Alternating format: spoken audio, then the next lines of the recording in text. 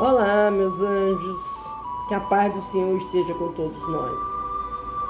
Mais um momento de paz, mais um momento para estarmos juntos, estudando, lendo, aprendendo, orando e sempre em contato com o nosso Pai.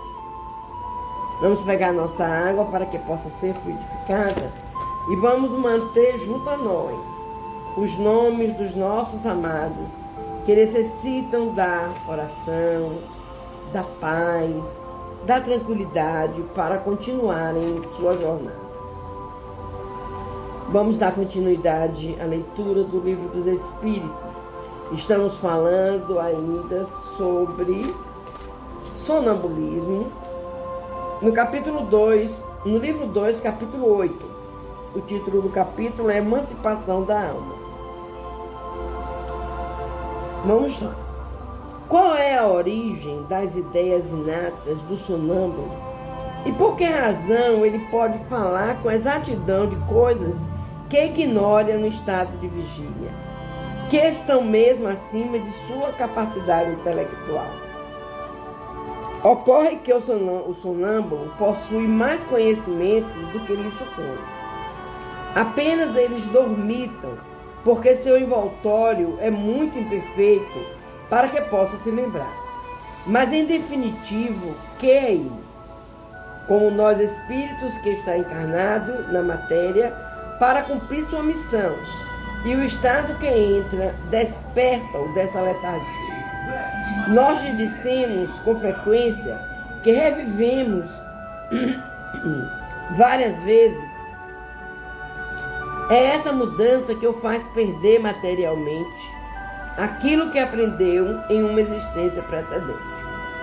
Entrando no estado a que tu chamas crise, ele se lembra, mas não de maneira completa. Ele sabe, mas não poderia dizer de onde sabe, nem porque possui esses conhecimentos. Passada a crise, toda lembrança se apaga e ele entra na obscuridade.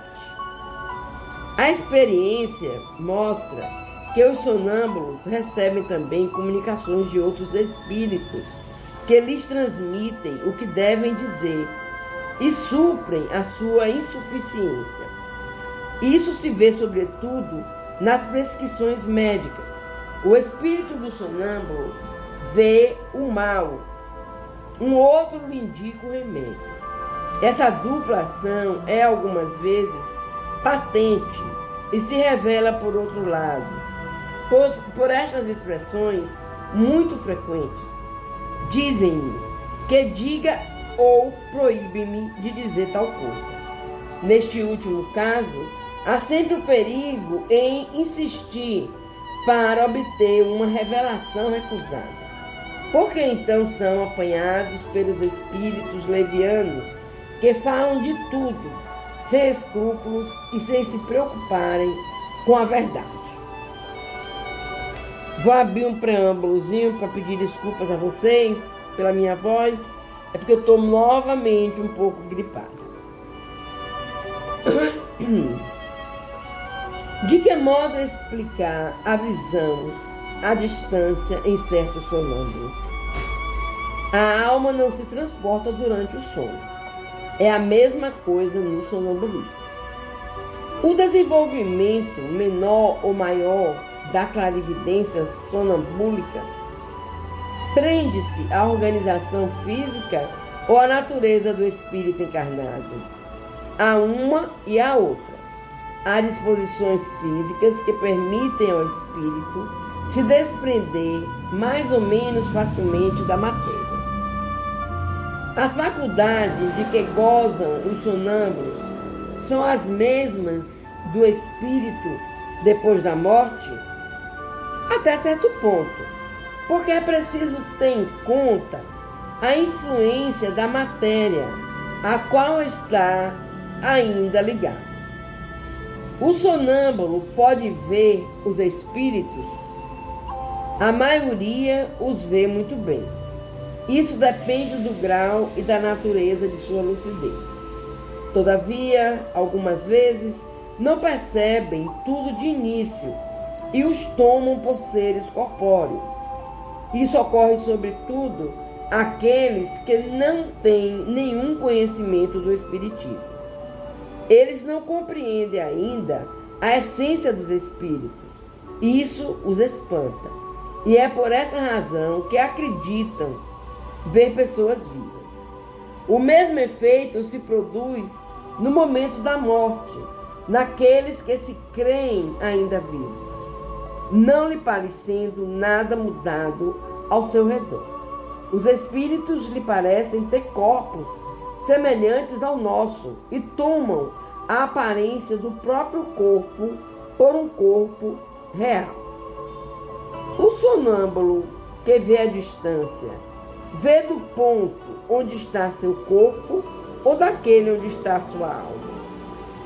Por que essa pergunta? Uma vez que é a alma que vê e não o corpo. Visto que é a alma que se transporta, por que razão o sonâmbulo pode experimentar no seu corpo as sensações de calor ou de frio do lugar onde se encontra sua alma, e que está algumas vezes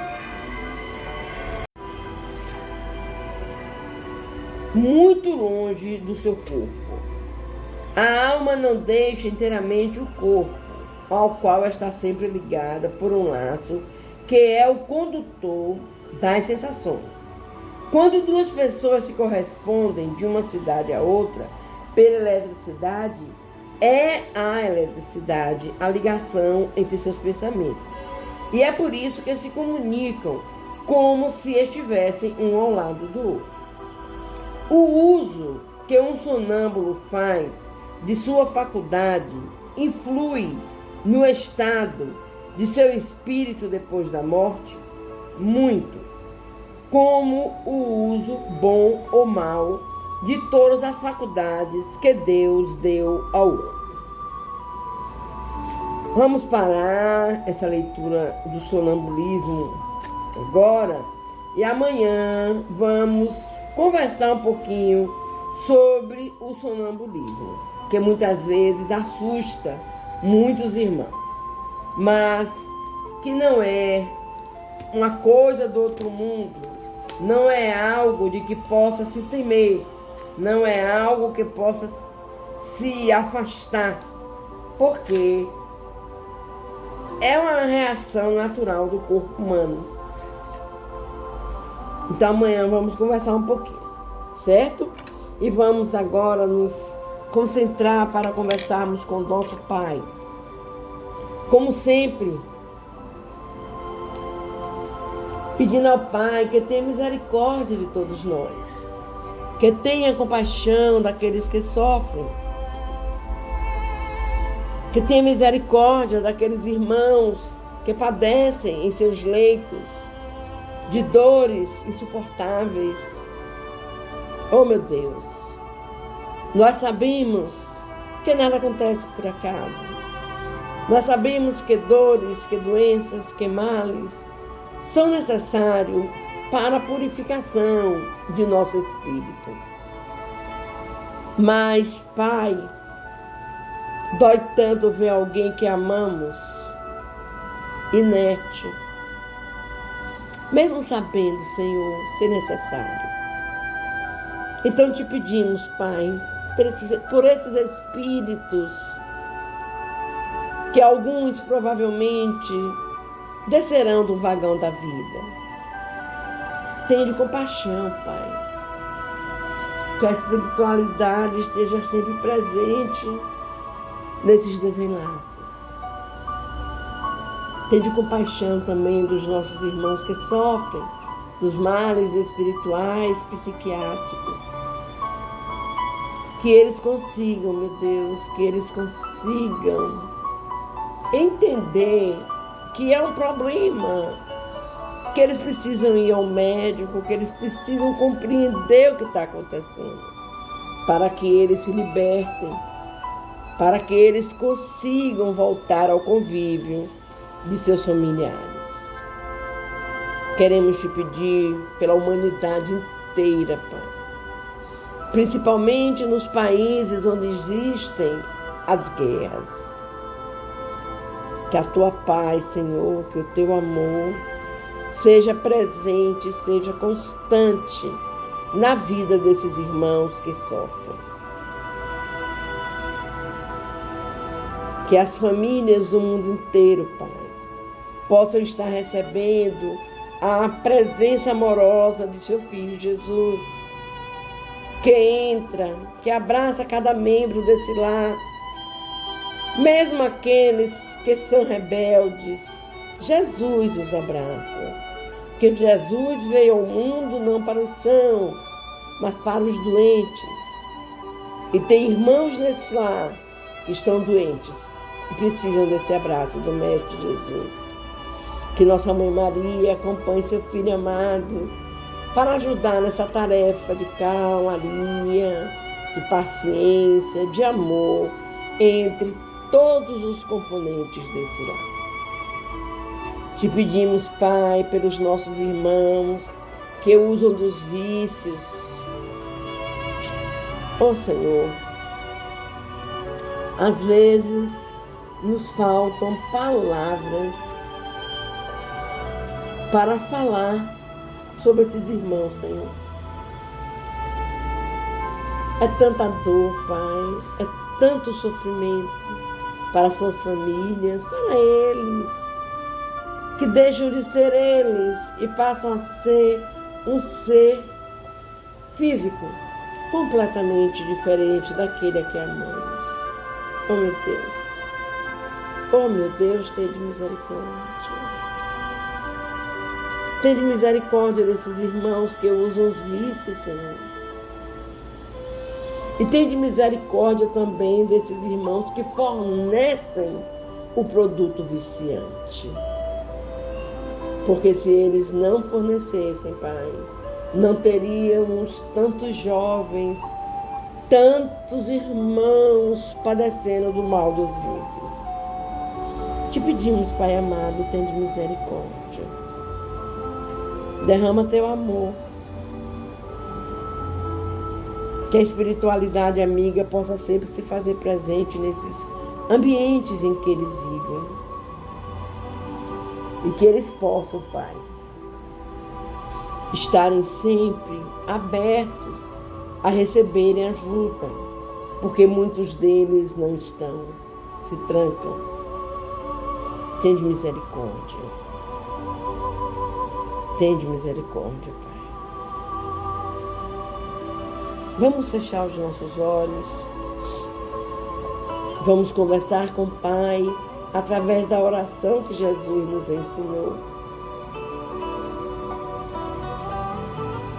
Dizendo assim: Pai, Pai nosso que estás nos céus e em todos os lugares, santificado seja o teu nome de amor. Venha a nós o teu reino, Senhor. Seja feita a tua vontade, assim na terra como nos céus. O pão nosso de cada dia, dai-nos hoje e sempre.